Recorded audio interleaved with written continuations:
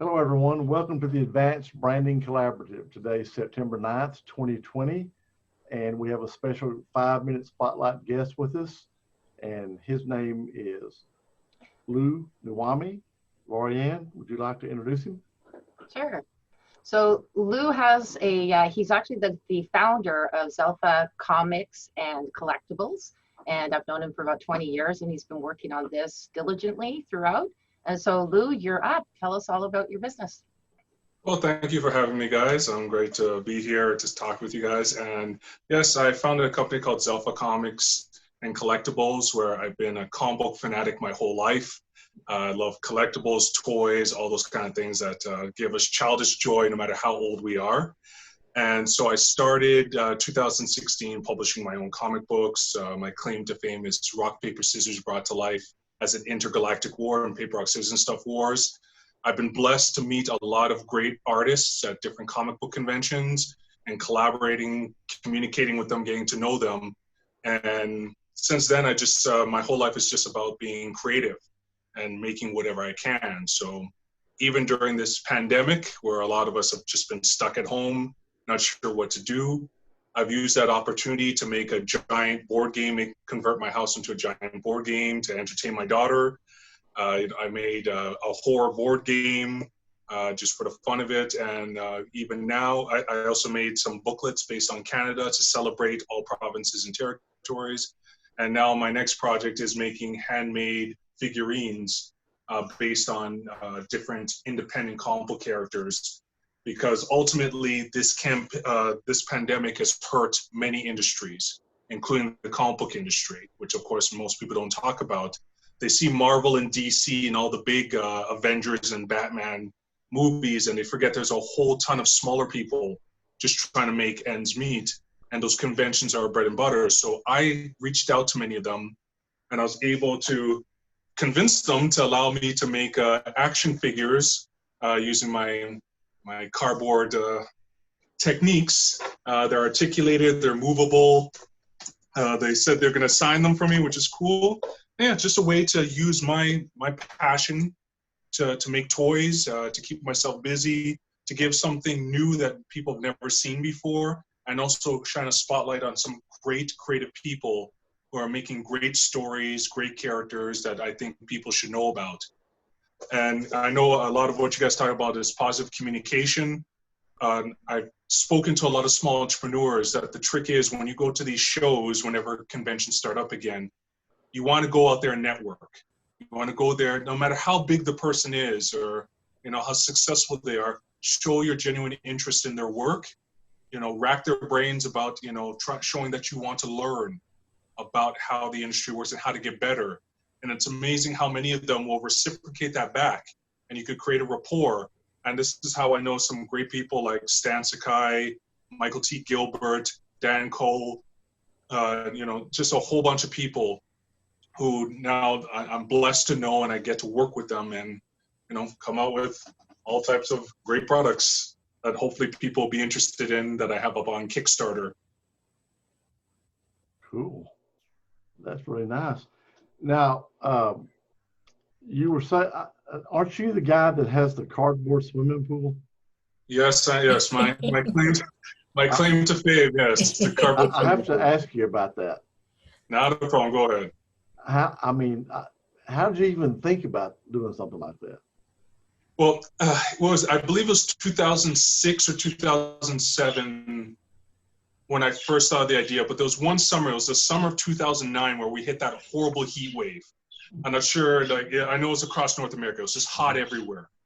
And it got to the point where, I have a small backyard, but I have no swimming pool, can't afford it. I worked at a warehouse where I had access to copious amounts of cardboard, so it just hit me, you know what? I'm gonna try to make my own cardboard swimming pool. Physics be damned, I'm just gonna do it. So I glued it all together. I found a nice coating mix that's water resistant.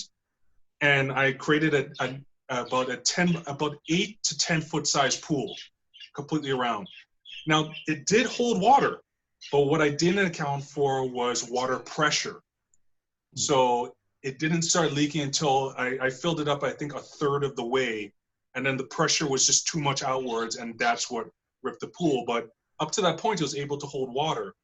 And then years later, I did it differently, where I made the walls thicker, used a rubber coating mix, and it actually held its form. I was able to fill it up a third of the way. My daughter and I are playing in it, completely held its form for about a month before a tree branch fell and damaged it. That's And interesting. that went viral on YouTube, eh? Yeah, it went back before viral was actually anything, before it was newsworthy, but it got about, I believe, 500,000 views. Wow. So, and I know some teachers have actually messaged me saying that they've tried this for science classes. So that meant the world to me. It's not even the views, that people are actually using it in real world applications to teach them about buoyancy or water pressure, structural integrity. So, you know, that is cool. So That's interesting. probably stands to reason that a person could print one now using a 3D printer. Oh yeah, yeah. You know, 2009 to now, it's amazing how technology has just, technology is exponential. So it's mind-boggling just what we could do. That now you could buy a printer that I think you could 3D print food now. We're getting to the point of Star Trek replicators now. So it's just. Well, I know there's absolutely. a woman, she's printing houses Yeah, for and I'm veterans. sure IKEA is going to do it soon too. You know, there's no limit now. But so going back to what you're doing, are you making all of those individually by hand, or do you Yeah, have so them manufactured? yeah, these action figures, yeah, everything's done by hand. So I'll use Ace Harlem. The significance of this character is he's actually the first ever Black superhero to have his own solo story in 1947, an all-Negro comic. So he's public domain now, so I decided I'm going to make a figure of him. But he has historical significance. But just to show the character, so yes, I hand cut this all out by hand. My neighbors are doing renovations at this time. Perfect. The joy of living in a townhouse. So Murphy's Law.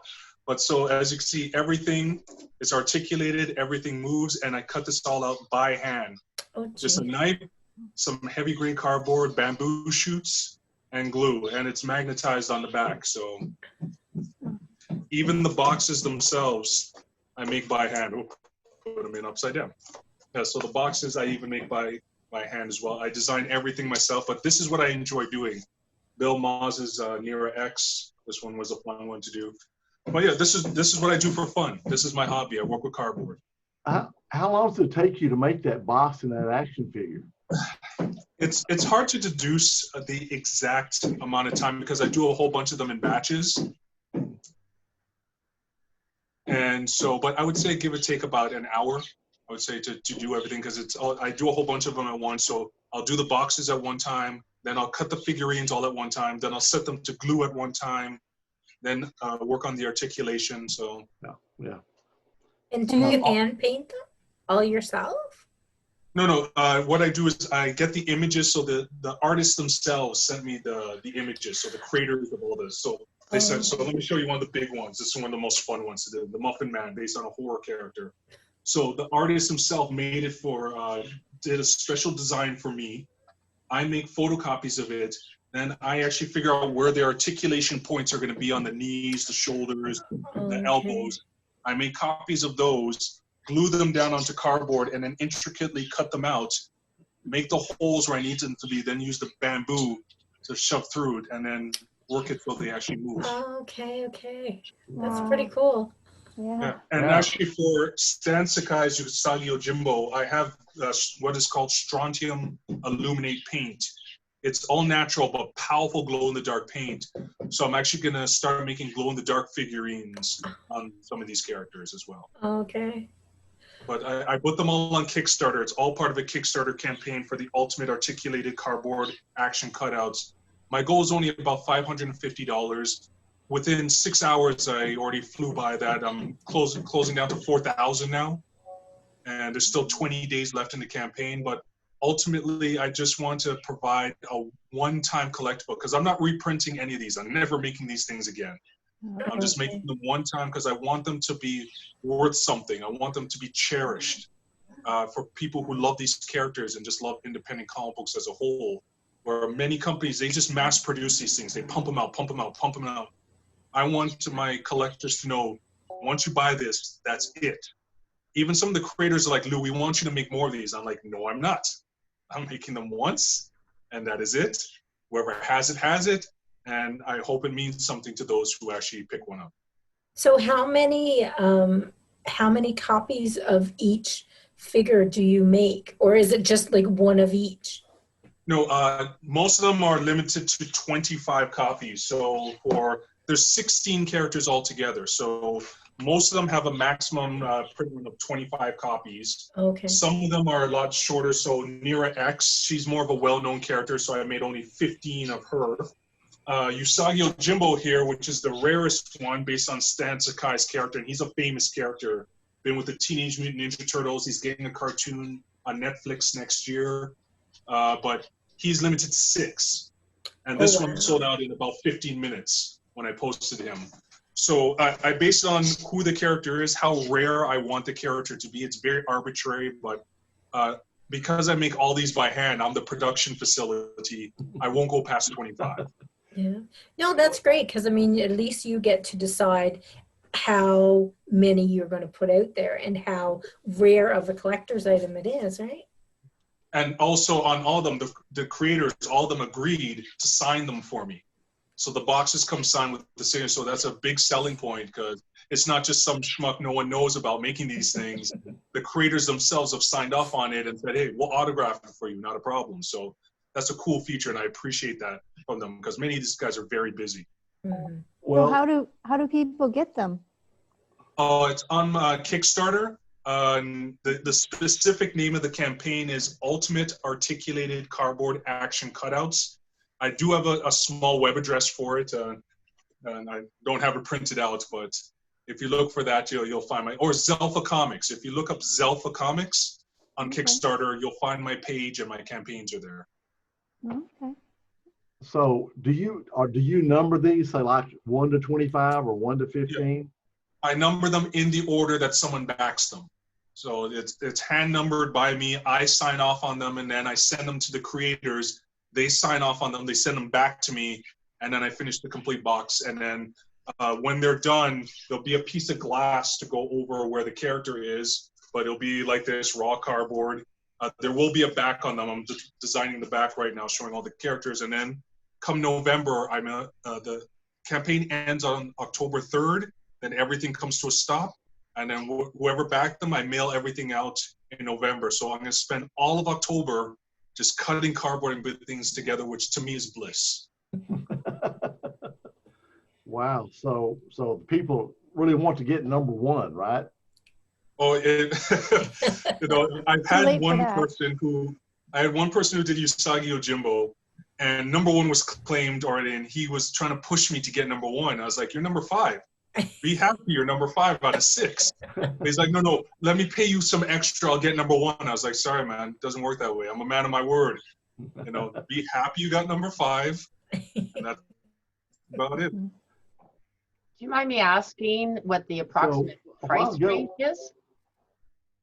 The lowest price one is $35 Canadian. Everything's in Canadian. I do have a lot of American backers, so it's $35 Canadian for the lowest price one, which is the ones that are 25. The price points are based on how rare I made them. So Usagi Yojimbo there, he is $85, and at 85 he was gone because I just made 6 of them. So it goes from 35, 45, 55, some are 65, 75, and then the top one was 85. And a big part I should mention is that 20% of whatever the price is goes back to the creators. So I'm giving back to them as well to use for whatever projects they want to do. So most of this is my labor and my time, because of course it takes time. I do this intricately. And then, 20% of the price goes my way of just giving back to these guys to use to whatever they want to use it for. Well, it's really good, and it's environmentally friendly too, which I think is really important. It's not a plastic item, and so that's wonderful. Yeah, I wrote to they featured me before, but there's a magazine called Inhabitat.com. They did a feature on me, on my board game and my Canada 3D booklets, and I pitched this one to them, and even the editor is like, yeah, you just make things that are fully 100% recyclable. I was like, yeah, that's the whole thing. This is it's a quality product. But yeah, if one day you hand it to your kids and they're like, Dad, this is just cardboard, they could just put it in recycling and it has no ill effects on the environment because it's just cardboard, bamboo, and even the magnets it's all natural. So, and it's all North America too. Nothing of this is from overseas. Everything is made in Canada and the United States. Cool. So I know that you've appeared on quite a few, like you were on CBC, weren't you? And quite a few other. So Yeah. how did you get found to do those? Because that's something, some of us are looking for, the promotion for our businesses, and you found it. So you've been very, successful in that. How have you done that, Lou?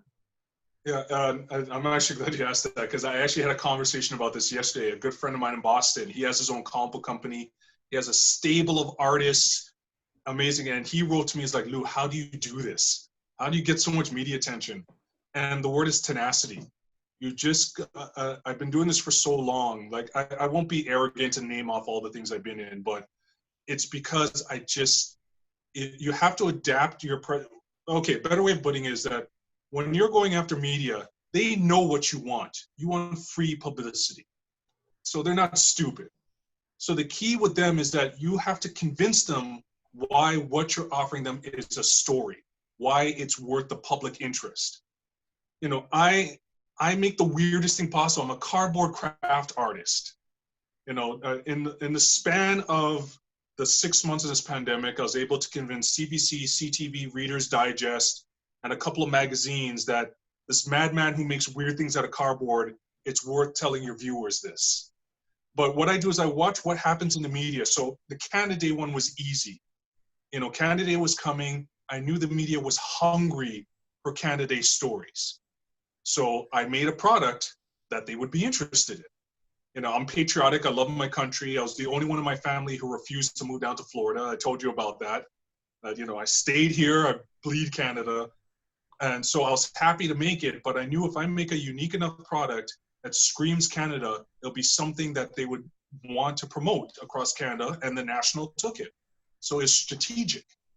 So I tell my colleagues, when it comes to your comic books, it doesn't matter what your comic book is. Find media that would speak to your comic book. So if you make horror, find horror magazines. That's their genre. If you're talking about positive reinforcement or communication, there are media magazines, blogs, that's their forte. Go after them.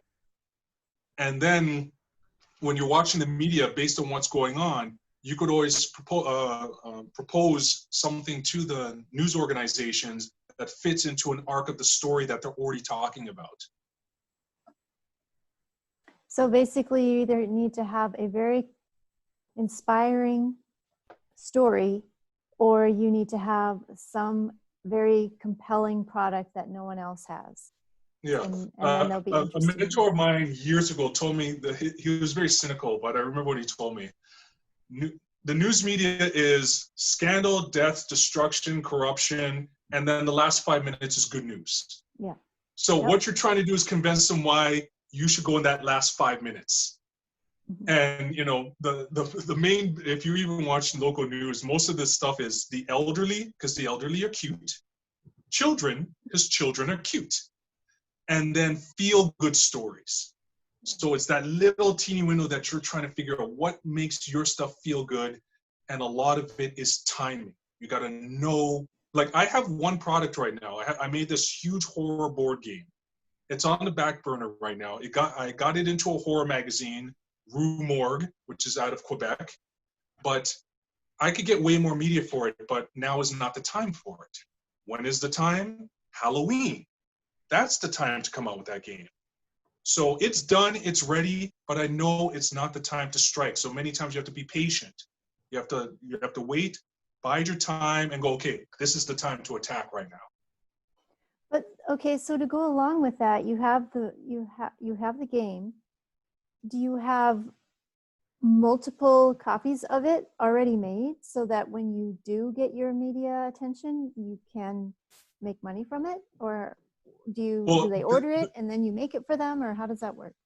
The way that I do things, and this is just for me, because I've gone down that path where when I was younger, when I made my first business, I was foolish enough to be so full of myself. I just printed a whole bunch of stuff and then expected the sales to come in after, which was a horrible, detrimental mistake. What? I'm wide now. Don't worry about it. It's not too bad over here. It's not too bad over there. Oh, yeah, it's loud as hell here. Murphy's Law. But what I do now, because I make things by hand, it gives me the freedom that, and I explain this to people on my website and whenever I sell, I make when the orders come in. Okay. I'm not going to saddle myself with inventory because I've been there, done that, and it's not beneficial. And when I explain things to people, my price points are higher, but I also want them to understand you're getting something that's made with care and dedication. I take my time making it. You're not getting some mass-produced junk that's made in overseas and pumped out. I'm making something special.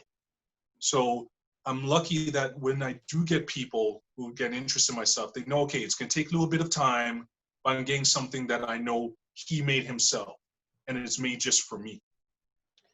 But that's my niche. I know that doesn't work for everybody. So there's a question. By the way, as what you were talking about just quickly, I know Aaron was saying too. Aaron, remember you were saying he does a lot of TikTok and he watches the trends. So. No, Instagram, YouTube. Yeah, no, I'm not saying for you to do TikTok. I'm just saying is that you have a similarity there in the sense that the timing, the trends, what's going on is very important in a lot of businesses. So that's what I was just saying, that's where you have a similarity on that. And then my other quick question is, do you take special orders? So let's say that I have something I want to do for my daughter because she really likes this one comic strip. And would you take an order like that for somebody? Yes and no. When I was doing conventions, I took a lot because my main thing, you can't really see them, but I make like 3D. My main forte was 3D glow-in-the-dark posters that I made these for the longest time. So, and these are way easier for me to do. No articulation, just multiple layers, throw the glow-in-the-dark paint. And so I did those for quite some time. And I would get requests all the time for these. But of late, I'm trying to change the direction of what I do for my business. So I have had some requests, but I'm more picky in particular what I do. So like, for instance, I had one person who just wanted me to do a photo of their family, but their budget was $30. And in the past, I would have done it, but I declined because just the amount of work now that it goes into it, it's not worth my time. As much as I would love to do it for her, it just wasn't worth my time. But then a store, we still have to figure it out, but he wants me to do a big one for him. He's willing to pay $300. Okay, now you got my attention now, because that's worth the time I'm gonna do it. So, but with this whole pandemic, the way I've tried to run my small little business just does not work now, because I was largely dependent on conventions. And talking to many people, like when people want to pick my brain, I was like, we're at the point now that this pandemic has changed everything. You have to adapt now. I'm watching businesses that are so established, that are institutions folding because they're struggling. And us small guys in the gut, that's one of the reasons why I made these toys, because I saw many of my peers where they don't have conventions anymore. So it's hard for them to sell their comic books and go against the juggernauts. So even for myself, I was like, okay, I need to rethink what I'm doing in my business. So when this campaign is over, the money that I gain out of it, I am going in a completely different direction. Still using cardboard, but in a direction most people have never thought of or realized, because I'm trying to adapt and change the way I do things. So do you have an actual shop? I do have a website, but okay. e-commerce doesn't do much for me. Okay. That's why the campaign, the conventions, it's different. Like, people are shocked, probably even watching this, like, this guy can talk a mile a minute. I'm a very quiet, reserved person. My wife and I, we're introverts to the extreme. But when I'm in a convention, I'm in a different zone. I'm trying to convince you why you should want my stuff. So I could do the elevator speech, I could convince people. But with conventions done, you're just one of a trillion websites out there. and it's more challenging. It's hard because, give an example, when I was on CBC News for the 3D Canada crafts I made, it got me attention immediately for all of like 2 days. So I got on the national, I got on CP24, I think they own. So I got on all their networks or whatever it is. And it got me attention, it got me sales for 2 days. So for 2 days, it was great because it was for Canada, and then after that, done. But I knew that already. Time to move on to the next concept. So I don't, right now being dependent on e-commerce isn't, for me, realistic. But what I'm trying to do, I won't give too much information, but I'm actually setting up a physical location for something based on a concept that I've had for years, I've been dying to do. And now because industrial rates are lower now because there's so many vacancies and a lot of businesses are folding, I now see an opportunity to get a better industrial rate that I would have gotten before. And I've already talked to real estate agents and those who lease out spaces. So I already know there's opportunities. I just need to do what I need to do for my business plan to seize those opportunities now. Very smart. Very nice. Yeah. So a while ago, you mentioned, I didn't even, this is new to me. You said you had an action figure. It was back from the 40s. It was that's for a black comic. I've never even heard of that. Yeah. So I've been trying to educate people on this, and I'm glad. Thank you for asking us. So Ace Harlem. Everyone knows Black Panther, especially with Chadwick's passing. Unfortunately, rest in peace. Everyone's talking about Black Panther and the significance of Black Panther and black superheroes. He's not a superhero. He's more like Dick Tracy, but he still falls under the whole comic book hero thing. So back in 1947, there was a one-shot comic book called All Negro Comics. I forgot the name of the founder of it. I don't want to say his name incorrectly. It's on the tip of my tongue, but he was in newspapers. And he always felt bothered by the fact that you have Superman, Batman, all these Shazam, and all these other comic books. But whenever they showed a black character, he was always some African primitive with spears, or he was the villain. So he came out with a comic book called All Negro Comics. It came out in 1947. And one of the characters was Ace Harlem, pretty much a black Dick Tracy. No-nonsense detective who kept Harlem safe. But unfortunately, due to discrimination and everything else, the series never continued. And it's one of the rarest comic books you'll ever find from the Golden Age. I found out that a friend of mine, Mark Shaneblum, who's the creator of Northgard, everyone knows Captain Canuck. In 1984, there was a Canadian superhero called Northgard. He co-created it with Gabriel. He's a good friend of mine, and he told me, Lou, there's a whole bunch of characters in the Golden Age that anyone could touch. They're public domain. So if you want to make a product, go knock yourself out.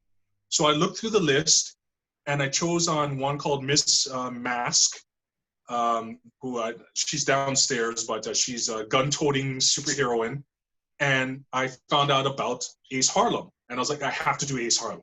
He's #1 in my series, because I want people to know that this guy paved the way for everyone. He's forgotten, but he was the first black hero to have his own solo story, and he was a positive hero in his own comic book. So I'm trying to spread the word, letting people know that this character exists. So, yeah, Ace Harlem. Learn something new every day. Yeah, I mean, I had no idea. Of course, I thought maybe since that was in the late 40s, maybe by the early 70s, that might have got reintroduced. Yeah. Well, some people know of a character called Lobo. He was a Wild West. In the 60s, it was all about Westerns and all that. So a company called Dell Comics came out with I think it was 64, a comic called Lobo. He was a black character who was a gunslinger.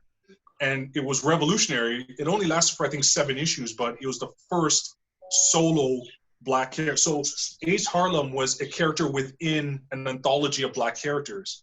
But Lobo was he was the character of headlining his own series. Again, only lasted a few issues. And then you have to fast forward to when Stan Lee, Jack Kirby, Ditko and them, they came out with like Black Panther and Luke Cage and those characters that were more mainstream, and that's when things started to change. Wow. Okay. Yeah, that's pretty interesting. Yeah. No idea. Yeah. That's right. So people need to go pick up some history. This is actually the first ever action figure made of this character. So pick up some history. Very interesting. Yes. Yeah. So anything else you want to know? Any other questions? Shoot away. Well, we're very happy to have you on tonight. And, Yeah, no kidding. And it, you educated us quite a bit, so it wasn't just spotlighting yourself. Yeah. You gave us some gold nuggets about business and gave us a lesson in history about comics. I know very little about comics, other than DC and Marvel, but it's very fascinating. Well, a lot of people don't know. A lot of them are like Road to Perdition. You know that one with Tom Hanks? Yeah. That's a comic book. Most people don't know that. There's a lot of movies out there that people don't realize are based on comic books, and it's a beautiful medium. Most people, I think now people appreciate that it's not just kiddie stuff anymore. From The Walking Dead to Hellboy and all types of other movies out there, comic books have shown that they can be very mature. They can be art. But I've loved it since I was 7 years old, and I tell people to go beyond Marvel and DC. There's so much out there, so much great stories and thought that goes into these things. And then the graphic art, the graphic novels, and yeah, exactly. And the Japanese anime, and don't get me started on anime. And even now, LGBTQ, Black history, Jewish history. There's comic books on everything now, on every possible thing. Actually, I think I have some. I didn't even realize I have some of mine buried right here. So my claim to fame is rock, paper, scissors brought to life as an intergalactic war. You mentioned that. Yeah. So a friend told me everything is done in comics, and then it's through a friend of mine whose uncle's from Mongolia, and we got into a rock, paper, scissors tournament. I realized this game is universal, but no one's ever put a story behind it. So I put in space, because everything's better in space. Star Wars, Star Trek, Battlestar Galactica, we all know it. Gave them their own planet. They're all sentient creatures who find out about each other. And of course, I threw human nature into them. The scissors invade paper. They assume that because they conquered and did genocide against paper, they could do it against everyone else. The rocks are very xenophobic. And yeah, it just becomes this very convoluted, crazy story of these elements fighting against each other. That's cool. I used to collect my comics, but they were all fluffy ones, like Archie. And, and I used to keep them, and I was so proud of them, and I never wanted anyone to touch them. No idea where they are now, but and you know what? They're probably worth a small fortune. Even the Harvey comics, Casper, Richie Rich. Casper, yes. The first appearance of Richie Rich is about a $50,000 book. Wow. Yeah. The first appearance of Archie, I think, sold at auction for 1-point-something million in great condition. It's like what was it? Archie. The first appearance of Archie. Archie. Oh, wow. Okay. You're making me sick, because when I was a kid, I had those. I had Superman, Batman, Green Lantern, Fantastic Four, Thor. I mean, I had Archie. I had tons of those. I probably had 200 or 300. If you still have them and you don't want them, I'll take them. Hey, listen, that's what I'm telling you. I'm crying right now, because when I moved out and I went back to get them with my parents, said, well, we threw those stuff away. Oh, yeah. The story of many of us. They were pristine. I mean, I kept them. There was no, I kept them, and I just like. And those things would pay off your mortgage, right? Your house would be paid for. You could probably get a second one. It makes me sick, Well, we moved out. We just threw them away. Never leave things at your parents' places. Listen to that one, kids. But you know what? Many parents of our generation, our parents and our generation too, we were talking about Pokemon cards. Those first edition Pokemon cards are worth a mint. Garbage pail kids. My wife told me her teacher confiscated all her garbage pail kids and those stickers from the 80s and never gave them back. She had the first, second, and third releases of them, kept them pristine. I showed her the price guide of how much they're worth now. And she's like, if I ever find that teacher, I'm drop kicking her. I bought my That's not good grandkids enough. tons of those things for Christmases. Yeah. Tons of And them. my ex-husband had a great big, he may still, but a big shoebox full of Smurfs, Oh yeah. the original Smurfs.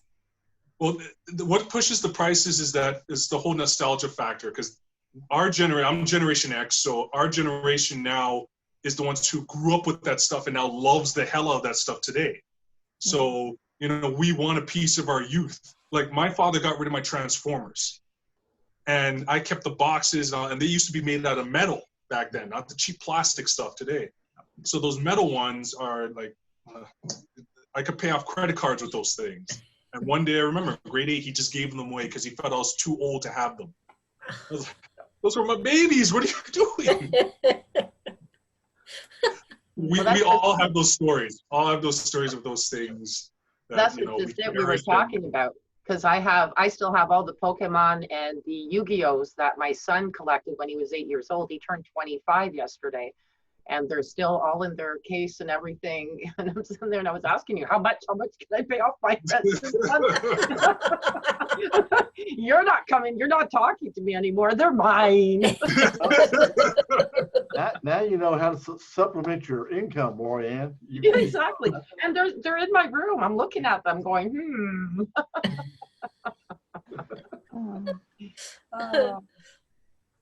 Yeah, I used to love that. That was one of the fun things too, though, is we used to go to the comic store in Oakville. You would know it, Lou, down the street at just by the lake shore there.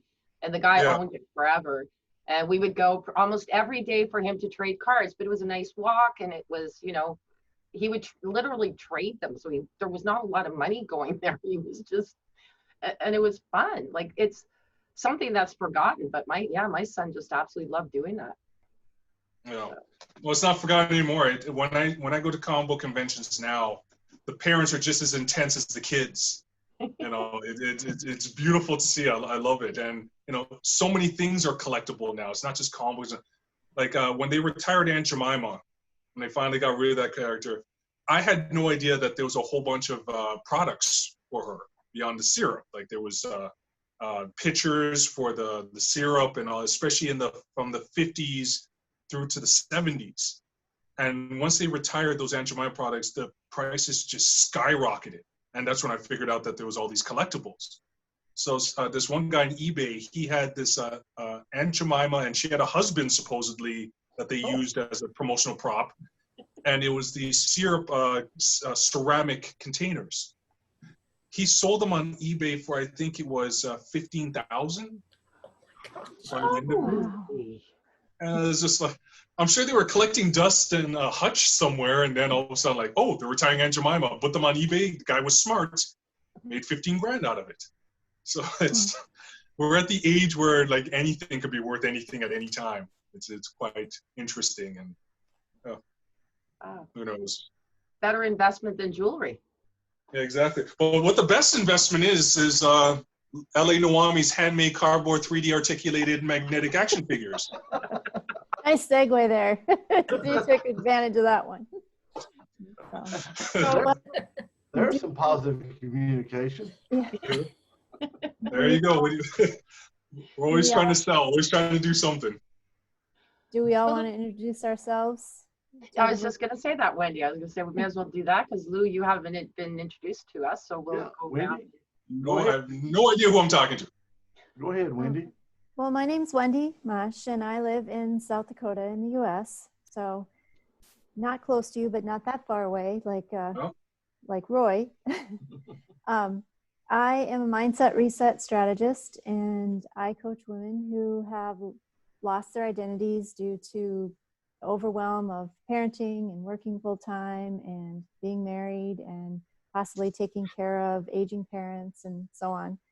And so they've kind of lost their identities. So I help them reclaim their identities and find their voice and power so that they can find happiness and success in life and business again. Oh, very cool. Yeah. Nice to meet you. Nice to meet you too. So, Glenda? Hi, I'm Glenda Barrington. I yell at you, hi.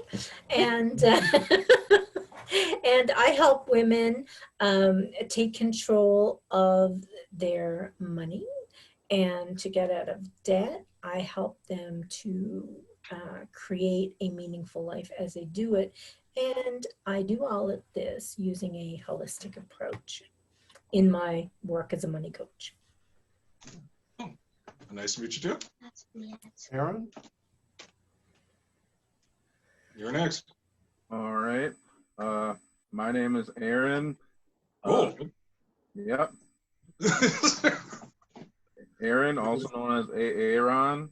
Doesn't really make a difference to me, but I'm a person who, like, when it comes with cash versus cash flow, a lot of people say cash is king, but cash is not king. Cash flow is king, because you need a steady flow of cash flow coming in versus if you sell one of your products for $15,000 and then you go out and buy a boat, that $15,000 could be gone instantly.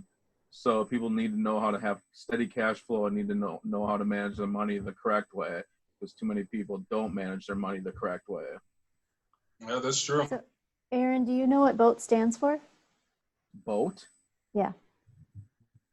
I didn't know it stood for something. I was just thinking about something that floated on the water.